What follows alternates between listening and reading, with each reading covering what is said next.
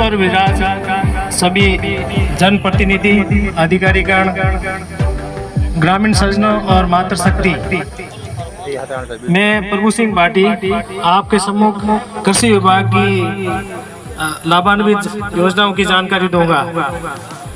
किसान भाइयों, सरकार आज के टाइम में दो योजनाओं बातें विशेष रूप में ध्यान दे रही है।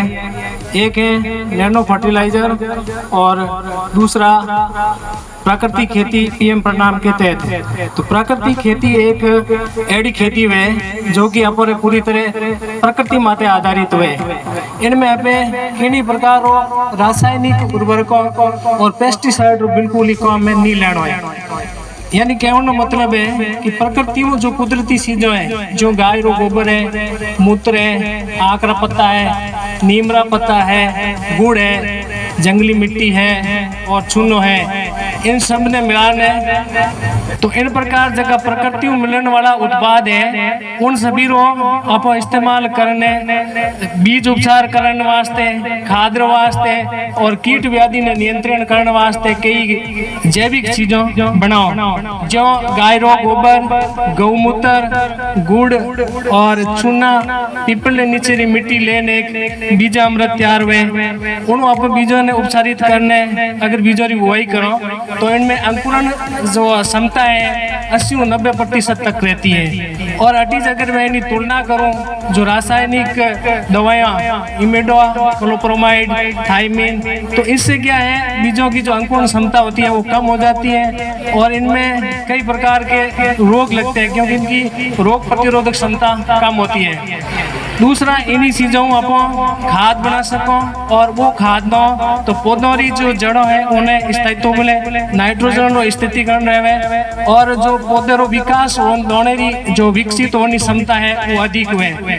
तीसरो एक पंचगव्य पदार्थ है, इनमें 5 ही चीज़ों अपने देसी गाय प्राप्त हो जावे। एक है गाय रो गोबर, एक है गौमूत्र, दूध, दही और घी। इन 5 ने मिलाने एक आप लिक्विड तैयार करने बोतलों में भरने रख दो और पौधों रे माते कीट व्याधि, मच्छर, बड़ी सूंडी, इल्ली, इन सब को इनका इस्तेमाल करके और आराम से नियंत्रित किया जा सकता है। इन सब को बताने का मेरा तात्पर्य आपका ये है कि ऐसी चीजों जगह आप घर में बनोड़ी काम मिल तो आप बाजार में की तो खर्च आप कम हो सके। तो मेन मकसद है कि अपन जगह खेती करो उनमाते अपनी लागत बहुत कम हो जावेला। अगर आप 1 हेक्टर में इमेडा क्लोप्रोमाइड का स्प्रे करते हो तो एक बोतल कम से कम 300-400 रुपए की आती है, तो आपके आय में बचत होगी। तो अपने माननीय प्रधानमंत्री महोदय का सपना है किसानों की आय को दुगना करना, जो यहाँ पर चरितार्थ होता है। अब आप बोलो सा कि प्राकृतिक खेती की जरूरत कट है, यूरिया और डीएपी वो पौधों विकास अच्छो है, फसलों अच्छी है। तो मैं आपने बताना चाहूँ कि आज जो रासायनिक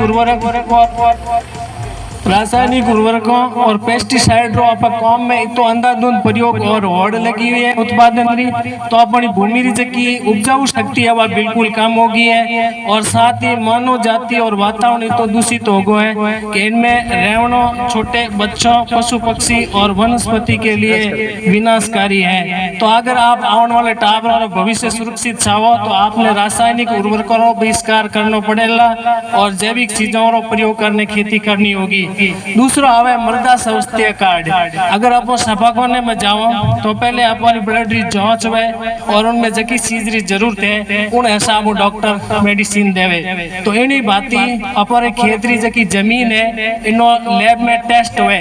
किसान भाइयों, मैं आपने बताना चाहूँ, जमीन अपने जकी खेत की जमीन है उनमें 3 मुख्य तत्व हुए, नाइट्रोजन, फास्फोरस और पोटेशियम। और अपन सब खेती माते आधारित हो तो अपन अगर अपनी मेहनत रो सही मूल्य लेना है तो जमीन में इन तीनों ही संतुलन होना चाहिए।